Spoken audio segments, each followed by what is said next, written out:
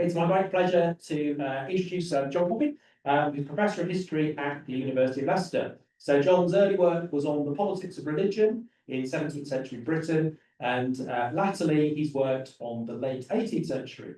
So his publications include the books Politics, Religion and the British Revolutions, Persecution and Toleration in Protestant England, John Goodwin and the Puritan Revolution, and Exodus and Liberation, Deliverance Politics from John Calvin to Martin Luther King Jr. He's currently director of the William Wilberforce Diaries project. That's what he's going to be talking about to us tonight. So over to you, John.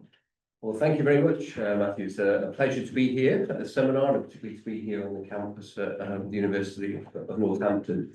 I suspect for this audience, Wilberforce needs little or no introduction, but maybe I'll just provide a few points of orientation to start with. He was a backbencher MP for 45 years, from 1780 to 1825. He was one of the two county MPs for Yorkshire for almost a quarter of a century, and was very active as a member of Parliament, both on parliamentary committees, but also in hundreds of speeches and debates, and led a faction of MPs who were nicknamed as Saints. He was also, of course, a major figure in the world of religion and philanthropy. He published a religious bestseller and co-founded a host of societies, some of which survive to this day. The Church Missionary Society, the Bible Society, the Society for the Prevention of Cruelty to Animals, now the RSPCA, the National Institution for the Relief of Persons Suffering Shipwreck, now the RNLI. But most famously, of course, he was the parliamentary spokesman for British abolitionism from 1789 through to the early 1820s, renowned or notorious for his decades-long campaign to abolish the Atlantic slave trade and to ameliorate and gradually abolish slavery in the British West Indies. Thanks to his piety, his philanthropy, and his abolitionism, Wilberforce became a moral celebrity. Poets addressed him in panegyrics, printers circulated his image nationwide, authors addressed and dedicated books to him by the dozen.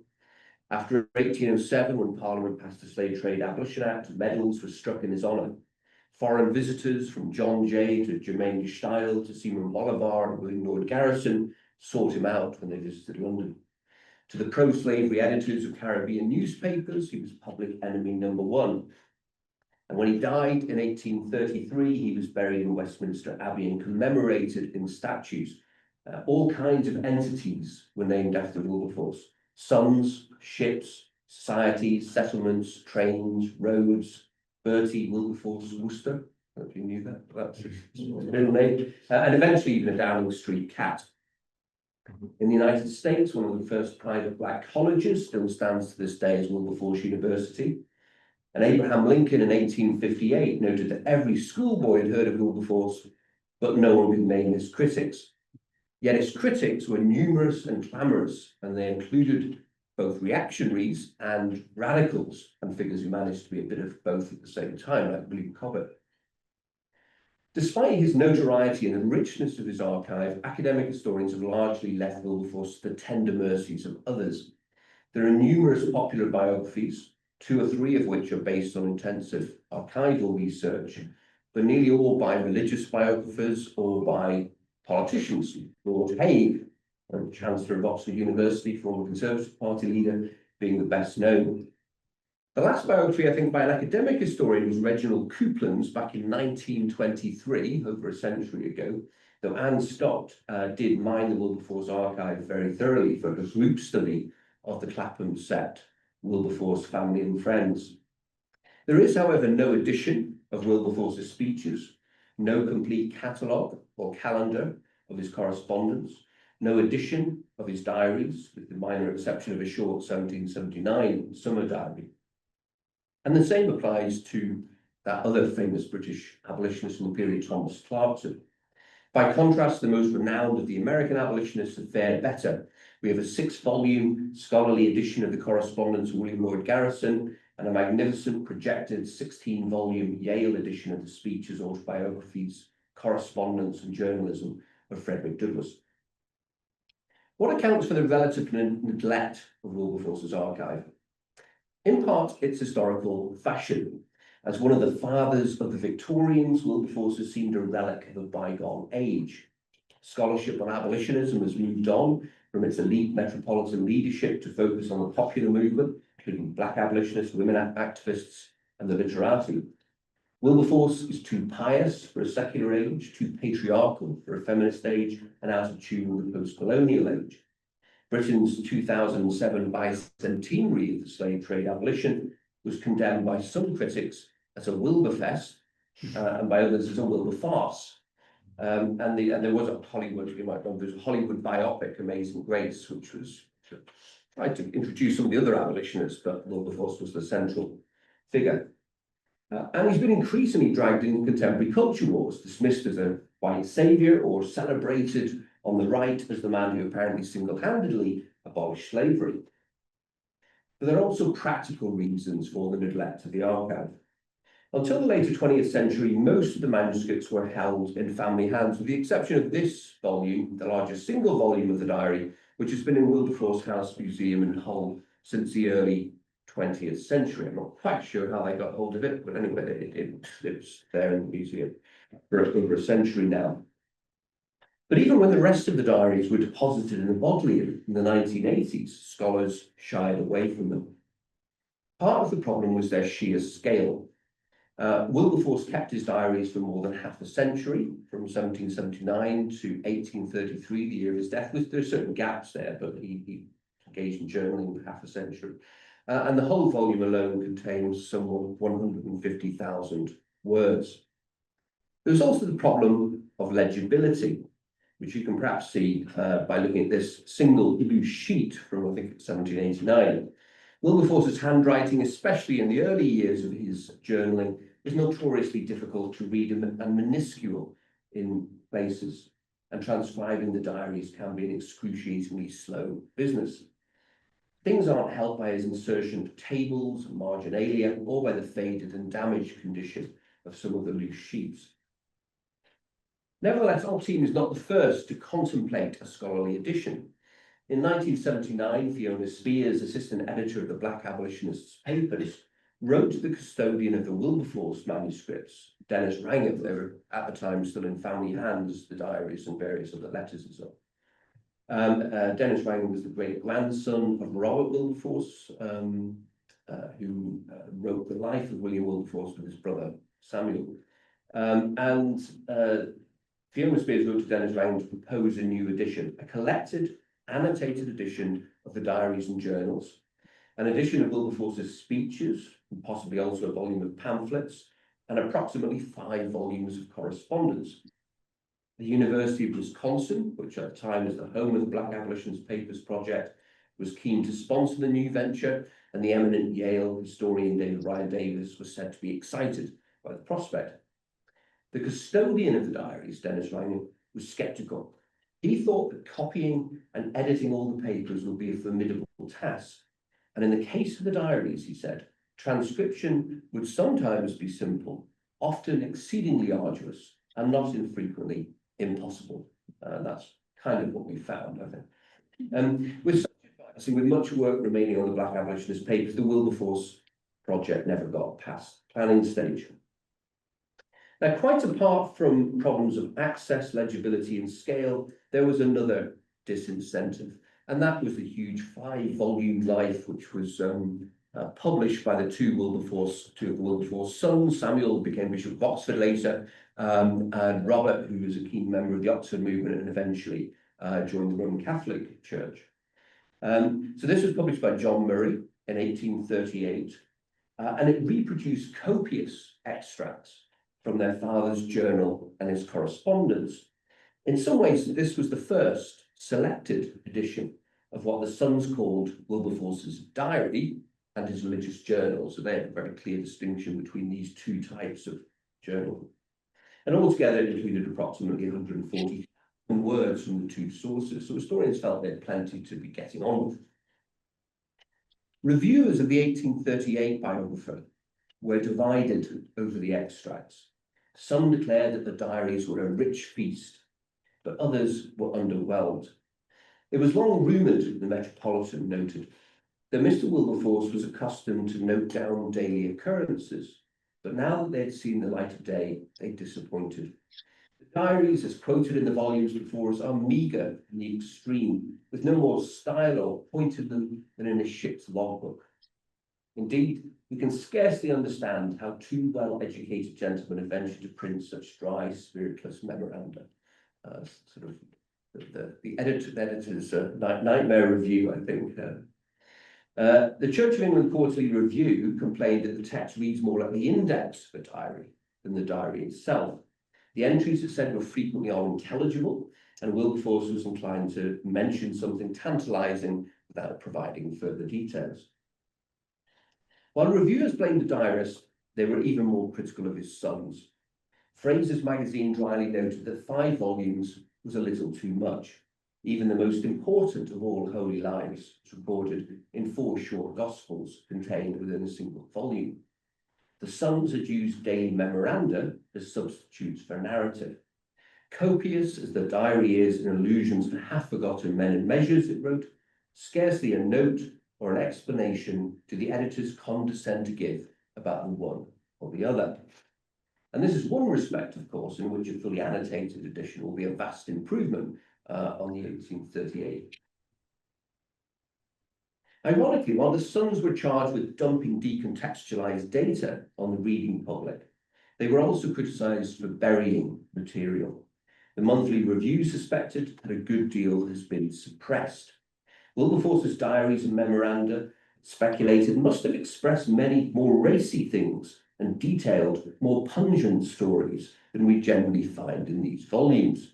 One could only surmise that the pruning knife of his literary executors has been often applied.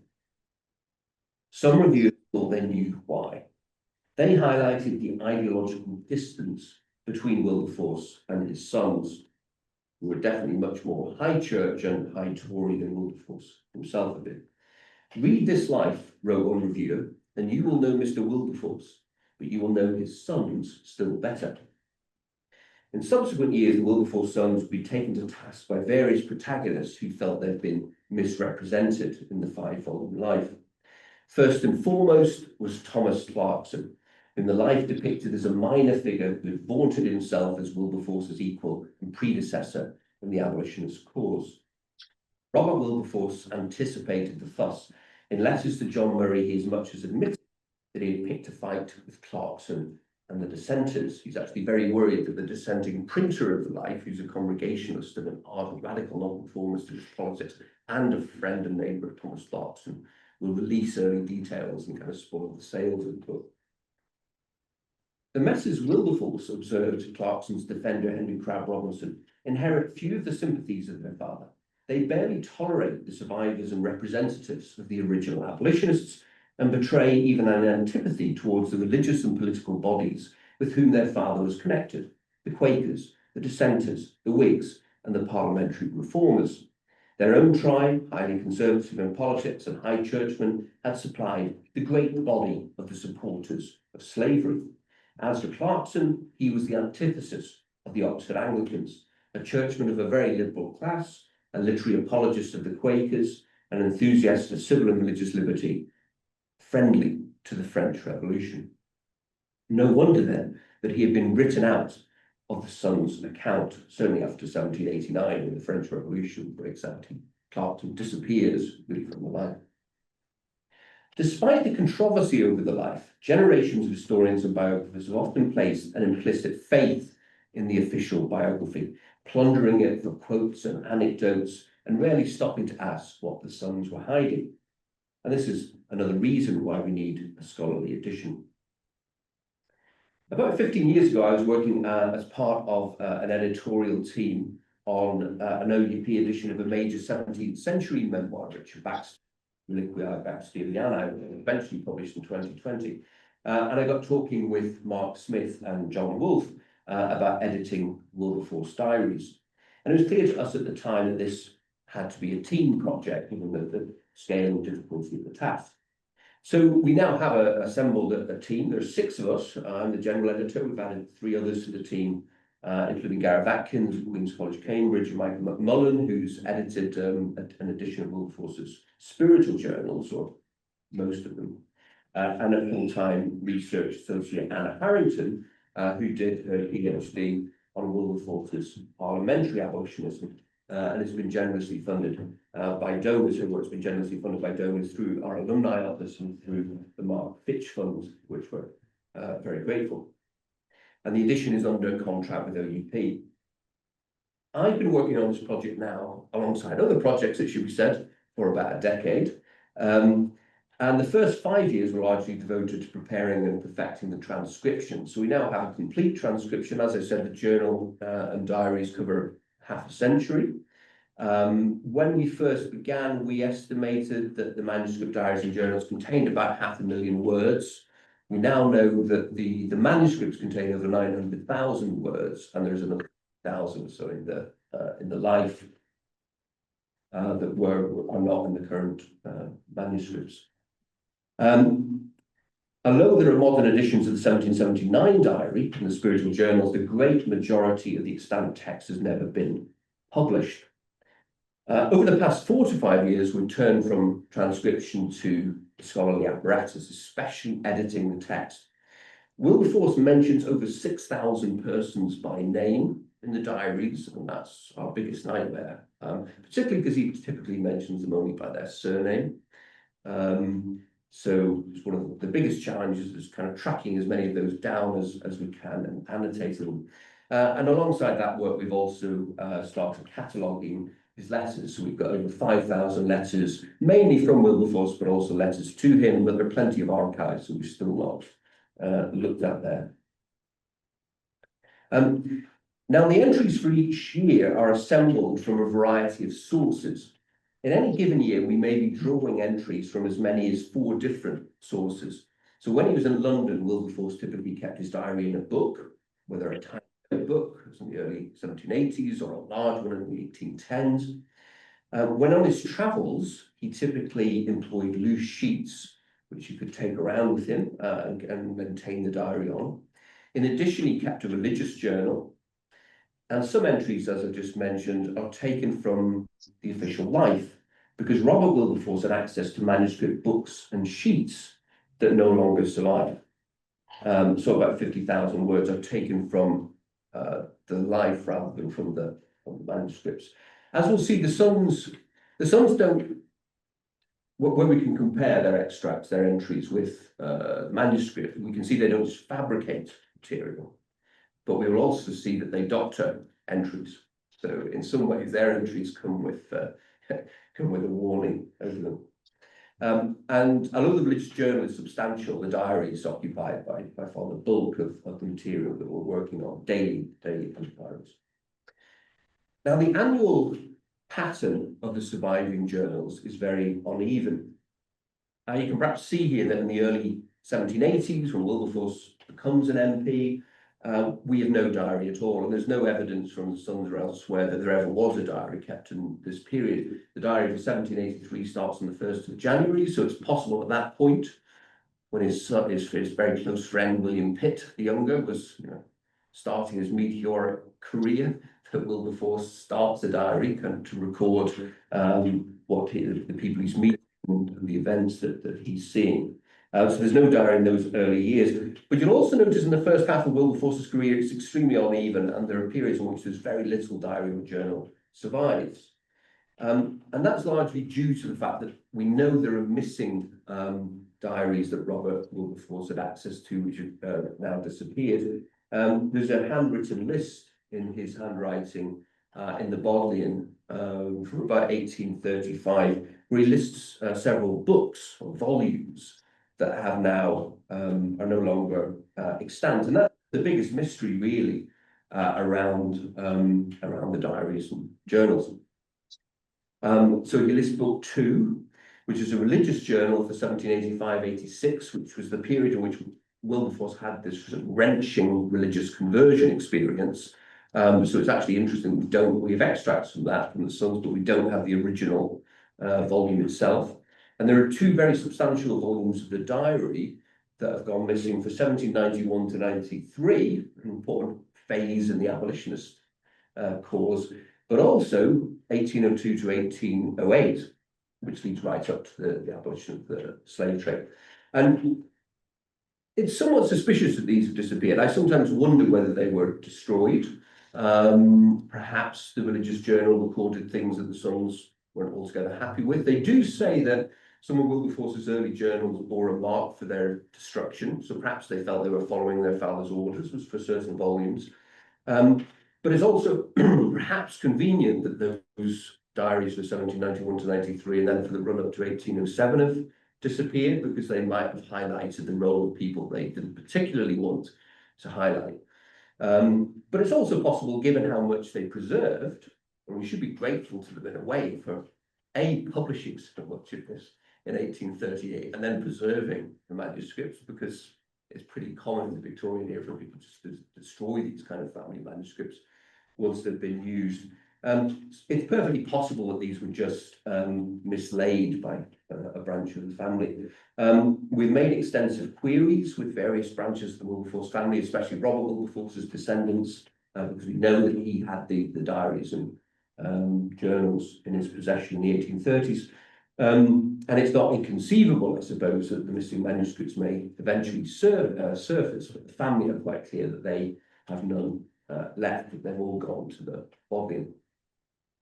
Now, on the plus side, the second half of Wilberforce's career from 1808 to 1833 is, for the most part, very fully documented. In fact, there's one year, 1811, in which we've almost 50,000 words of journal in either daily diaries or religious journal. The journal here is kind of marked in orange. You can see it kind of starts the period of this religious awakening in 1785, carries on especially over the next couple of decades. And one of the basic questions we faced at the outset of the project concerned the religious journal. You can see a page of it here.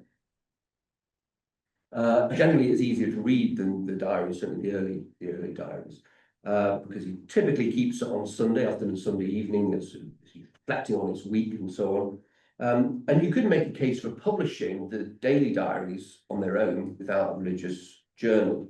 And one of our team, Michael McMullen, has published a kind of an edition of religious journal. However, there are good reasons to publish these texts side by side. First of all, the distinction between the diary and the religious journal, that language comes from the sons, not from Wilberforce himself. When he talks about his journals, that's the word he uses. Whether he's talking about his daily diaries or his religious journal, he just talks about his journals. Very rarely uses the word diary, and sometimes when he uses it, he uses a religious journal. So in his mind, these things are much more blurred, I think, than they are if you read the 5-volume Life. And the boundary between these two categories is pretty porous as well. The religious journal refers to worldly events, and the daily diaries contain religious reflections and biblical allusions and so on. We also think that the worldly and the religious journal are mutually self-interpreting. So the former provides context for the latter, while the religious journal offers an interior counterpoint to the daily entries focused on external affairs. But Mullen's edition is incomplete, so this edition will be the first one to contain all the extant entries. And finally, the journal is really an essential text for understanding what Wilberforce is doing with his journaling after 1785. When the great French historian Elie Halévy reviewed Coupland's biography of Wilberforce back in the 1920s, he noted that the biographer was systematically silent about Wilberforce's pietistic zeal. He found it somewhat kind of embarrassing. Halévy thought this was a mistake, for the piety and the philanthropy were intimately connected. Wilberforce's religious psychology, he argued, should be in the middle of the picture. And that's where it will be in our edition, because we'll present the religious journal entries alongside entries from the daily diaries, though we journal, I think, or the religious journal in a different typeface. So if you get tired of it, it's very easy to kind of skip. Now, it should be emphasised that after his religious awakening in the mid-1780s, Wilberforce's daily diary changes dramatically. It morphs into something altogether more introspective. It acquires a new moral and spiritual purpose, as to use Michel Foucault's phrase, a technology of the self. He begins, for example, to record his reading. and the edition will actually contain a catalogue of his reading, drawn from the diaries, but also from other sources, from his correspondence, and there are about 300 surviving books of Wilberforce in Wilberforce House Museum in Hull. Here you can see just one list in the kind of middle of that document from 1797. It's notably eclectic. He's reading Burke on the French Revolution. He's reading letters from an English lady in France, newspapers, of course. Moore's Edward, a novel. He's getting scripture by heart in walking, so he's kind of memorizing the Bible. And at the same time, he's reading Voltaire's Candide rapidly. So this is like eclectic reading pattern. He also begins to make elaborate time charts detailing how many hours he spent in major business, in minor business, in meals and relaxation, in dressing, serious reading, necessary company, and in bed. And he has a column for time squandered. You might notice on this particular week, just a quarter of an hour squandered. Perhaps it's most of us to shame. I blame kind of social media. So this is partly a religious exercise, redeeming the time, but it's also for health reasons following serious illness in 1788. So the diary is becoming a way for him to monitor both body and soul. And the language of the self is very prominent, especially in the religious journals. But what we find here is not Renaissance self-fashioning or romantic self-expression. The journals stand in the tradition of Augustine's Confessions rather than the Confessions of Rousseau. They reflect the self-scrutiny and self-denial that was a hallmark of Reformation piety. As Neil Keeble, I work with Neil on this edition of Baxter's journals. Neil Keeble has a terrific article out about self-compounds, the way in which self-compounds like self-denial and self-examination start to proliferate spectacularly in the 16th and 17th centuries. This self-language is largely generated by Puritan and godly authors. It comes out of practical divinity, and it reflects suspicion of the self. And that's exactly what you're seeing right through the religious journals, but it also kind of finds its way into the diaries. So there's a preoccupation here with the reformation of the self, but the diarist is also pursuing a much more ambitious program of reformation of public and private life, family, of speech, of mores, of civil society, of parliamentary culture, even of empire. To redeploy Isaiah Berlin's famous distinction, some diarists could be seen as foxes who know many things, whereas others are hedgehogs who know one thing, or of one single consuming passion or obsession. If Pepys, if you like, was a fox, Wilberforce after 1785 is definitely a hedgehog with a single-minded zeal for reformation that comes out of religious journals and diaries. He's using the diaries not just for self-monitoring, but to track the progress of reform in private and public life. And it's this reforming zeal, of course, that provoked contemporary satirists who depict him variously in cartoons as a Puritan killjoy. You can see him in the top left there with a broad-brimmed black hat, the word Puritanism on it. But also he's depicted as a kind of malevolent monkey with a kind of solution device of Christianity and emitting cant and envy and other things. Or there's a depiction of him in Gilway's cartoon of the assault on the Addington ministry beside the obvious figure of Charles James Fox. Wilberforce as the tiny little pious figure holding the duty of man and contributing not very much to the assault. And then perhaps most famously, there's the depiction of Wilberforce covering the modesty of the statue of Achilles in Hyde Park, which was erected in honour of the Duke of Wellington. So that's kind of his public image, and it's interesting. One of the key words in the diaries is shock. So after 1785, Wilberforce is easily shocked. He's naturally shocked by assassinations, by murders, by suicides, by deaths, and war.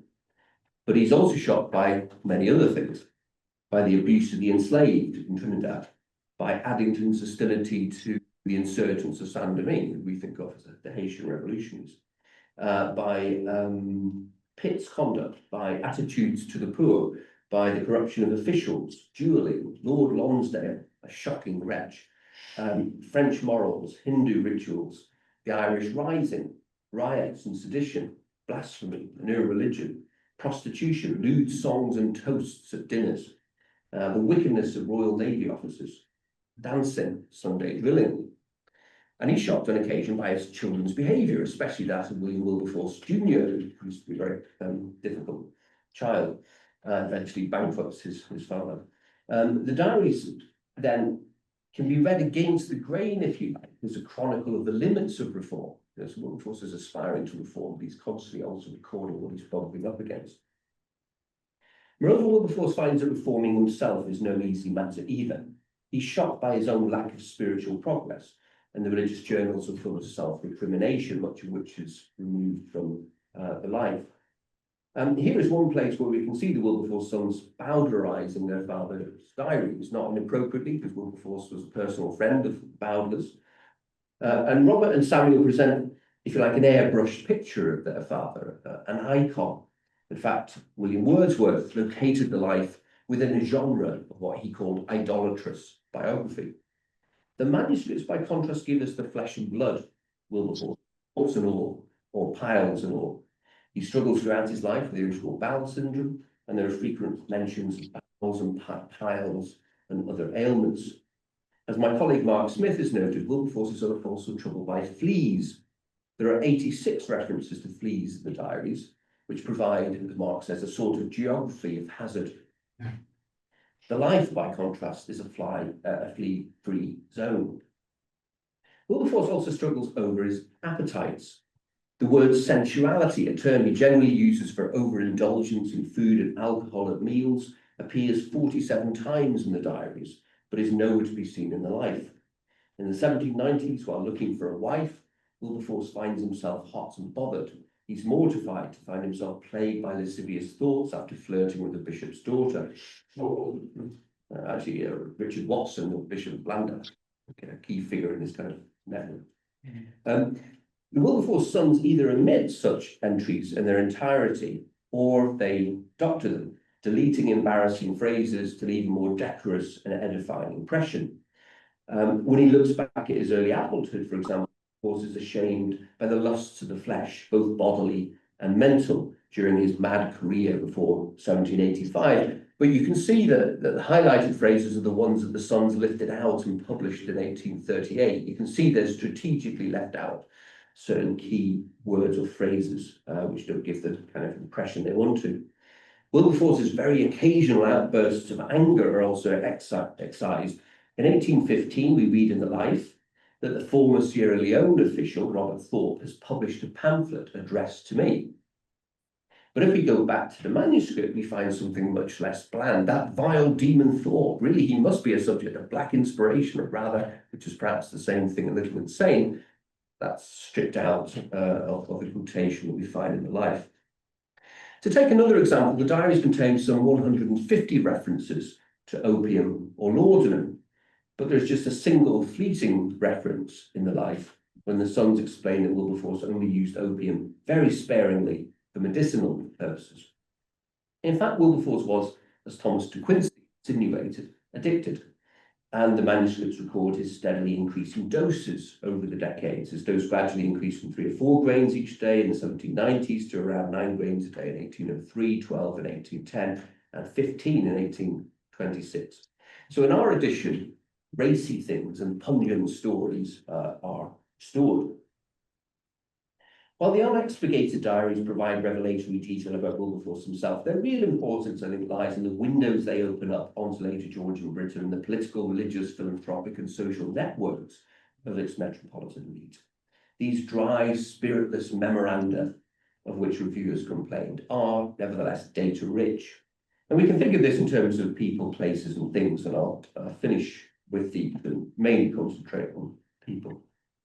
The diaries contain a huge and diverse cast of characters: politicians, civil servants, diplomats, aristocrats, bishops, clergy, merchants, bankers and industrialists, scientists, intellectuals, artists, women writers, philanthropists, colonial officials, missionaries, doctors and dentists, secretaries, servants, coachmen and nursemaids, absentee planters, and occasionally black abolitionists. One of our major challenges is identifying these persons. So of the 6,000 plus names recorded, as I said, many are mere surnames, which makes identification difficult and often uncertain. We have, for example, some 50 Smiths and 30 Browns. Sometimes it's quite clear from the context which is which, but our footnotes are peppered with probablys and possiblys. Servants are typically given only a first name, so we actually don't know the identity of many of Wilberforce's servants, making it much harder to track them down. And even when he meets the famous, Wilberforce's diary can be exasperatingly laconic. I've given you a list here. You can see some of the famous figures he meets and how little he says about his conversations with them. I call John Wesley fine old fellow. Nice to know a little bit more. I mean, I guess we know what Burke thinks about Hastings, so perhaps we didn't really, we wouldn't have benefited very much from a paragraph on that. Dined with Jeremy Bentham, rational talk. It'd be kind of nice to know more. John Jay and Peter Augustus Jay, Jay's in Britain, as an American diplomat at the time. Again, nothing really about the conversation. He does tell us in one entry that John Jay, when he relaxes, swears. So again, this is one of these ways he's registering things that still need to be reformed. Or one of my favourites is General Miranda and his two Caracas deputies. I mean, you can pass over that, but one of those Caracas deputies is Bolivar, they've turned up at Wilberforce's house in Kensington Gore, which is on the site of the Royal Albert Hall now. And they're sort of sitting outside swaggering with their swords, and the Wilberforce family are at family prayer, so they have to kind of wait on the balcony until they're sort of introduced in. But, you know, there's nothing really said about the conversation there. It does indicate, though, how well connected Wilberforce is, but also the advantage of having the length of the span of the life. You know, he's lives long enough to meet the very old, very elderly John Wesley, but also to have conversations with a very young John Henry Newman at the end of his life. In some of these cases, we have the other side of the story. You know, so in the discussion with John Quincy Adams about the enforcement of the ban on the slave trade, which is a very sensitive issue between Britain and America, because Britain wants to police the Atlantic essentially with its ships. Adams gives a whole page about that conversation. So as far as possible, we're trying to point readers in the footnotes to kind of other accounts that might flesh out what's in Wilberforce's often very brief, frustratingly brief account. He actually says much more about his children than about most of these major figures whom he meets. I think there are about 900 references to Pitt, so Pitt comes up a lot in the early parts of the diary. But for many of these other figures, he just meets a few times or once, twice. It's quite limited. Whereas the children, there's a lot of reflection on the children, which fits this pattern of him being very concerned about reformation and taking his responsibilities seriously and wanting to be a kind of model parent, even though he's spending most of his time away. Of course, the often cryptic nature of the diary is what will make a scholarly edition necessary. Without annotations, as the readers of the Life discovered, many of the entries make little sense. But annotation, as many of you have worked on scholarly editions know, is a very kind of laborious business. It's just a single entry, but you can very typical in terms of the numbers of people involved. This is a particularly interesting entry. He's at the home of William Smith, the Unitarian MP, who's one of his key collaborators on abolition. A number of the figures in this entry, of course, are well known. They've got entire books devoted to them. William Smith himself, also Anna Letitia Bold, Helen Maria Williams, James Mackintosh. So, and this is relatively easy to footnote, but Mr. Sabatier really threw me. I could find various Sabatiers, but I couldn't find any who really seemed to be the company. And then I discovered there's a man married to Louisa Barbauld called John Sabonadier, who's a Huguenot pastor of the French church in London, who seems to fit exactly in this company. So I think that's probably it, but Wilberforce has misheard the name, and so that's an hour or so lost in terms of footnoting. So, I mean, many of you will have been through this experience yourself, but just how difficult it is to kind of to put an edition of this scale. And that's why we've kind of made it a team project and divided it up into different sections, so different colleagues are working on different parts of the edition. What we see in this entry and in many others is the networking and the coalition building that bridge gaps between church and dissent, Whig and Tory, London and the provinces, Westminster and the religious public. The diaries reveal a low church Anglican with numerous collaborations with Methodists, Quakers, Moravians, Congregationalists, Baptists and even Unitarians. Here too, the Wilberforce sons deploy their minimisation strategy, removing complementary references to Methodists and dissenters. In the first extract, you can see that John Wesley's name is just omitted. In fact, the reason that's underlined is because in the manuscript, we can find Robert Wilberforce's underlinings, usually in kind of red pen or sometimes in pencil.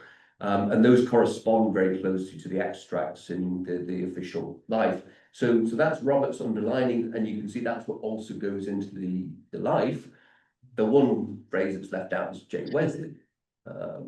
And as High Church, Oxford Anglican Robert Wilberforce has real problems with the Methodists, who he sees as a sectarian group who are not a true church. Or in the second passage, the sons include the phrase that underscores Wilberforce's doctrinal differences with William Smith, his Unitarian colleague, but they don't let us know that Wilberforce values and loves this excellent brother in arms. In the final extract, 2 points are omitted. Wilberforce's praise of the Quaker, William Allen, as a truly great and good man, just drop that, leave it behind, but also the patronising reference to his black.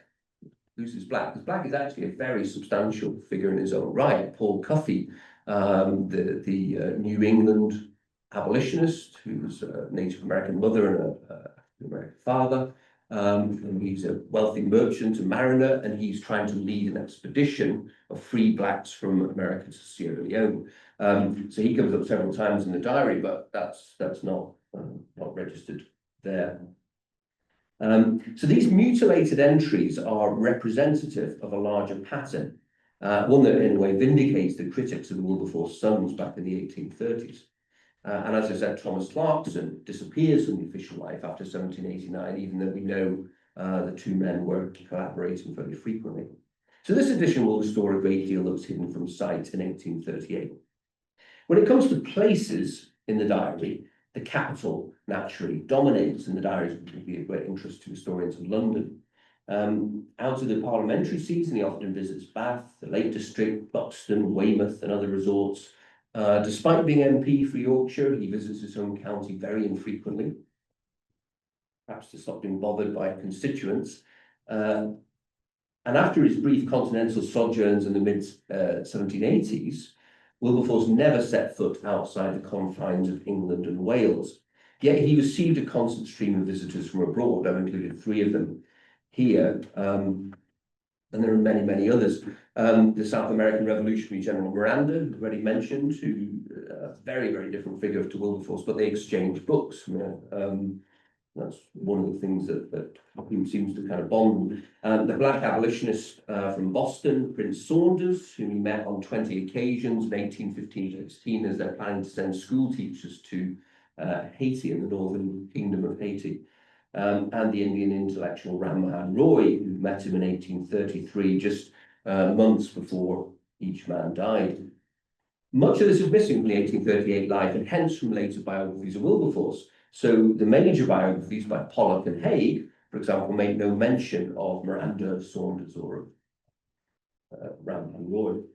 So the edition will reveal a lot more about the global connections during the era when the Second British Empire was reshaped by the moral swing of liberal or missionary imperialism. And finally, the diaries are full of stuff.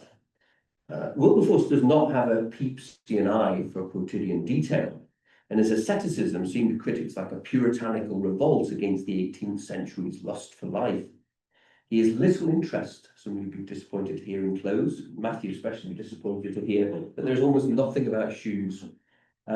It's telling that almost the only reference to shoes is in 1811, when Wilberforce puts a little pebble in his shoe to remind himself of invisible things beyond the comforts of this material life. However, the material impinges even on the most high-minded reformer. He eats lots of cold beef, but also anchovies, fruitcake, gooseberry pie, strawberries and meal. In 1787, he resolves to drink never more than 6 glasses of wine in an evening, a very good rule. In 1795, that's been reduced to not more than 2 or 3 glasses. The family played backgammon, blind man's buff, bowls, chess, cricket, tennis, and they go skating. They shun card playing, but Wilberforce finds it unavoidable in many social circles.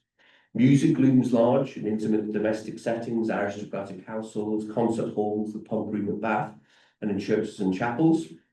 He listens to ancient music, glees, military music, opera, and Handel's Messiah, and reports the singing of hymns of Old Lang Syne, 24 fiddlers, God Save the King, and Rule Britannia. He pays a guinea for yachting, 1.5 guineas for a rowing boat, 2 guineas for a musical concert, 5 for a lecture series, 20 for a carriage, 30 and 60 for a horse. And horses are ubiquitous, appearing around 500 times in the diaries. Though after the 1780s, Wilberforce rarely rides one himself.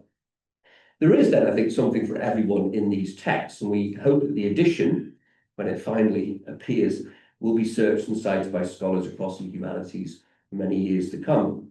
Any diary of this length from the period would be of considerable historical interest, but this one, because of its author, is among, I think, the most important unpublished or largely unpublished documents from Britain's age of reform, what Sir James Stephen called the age of societies, and what has sometimes been called the age of Wilberforce.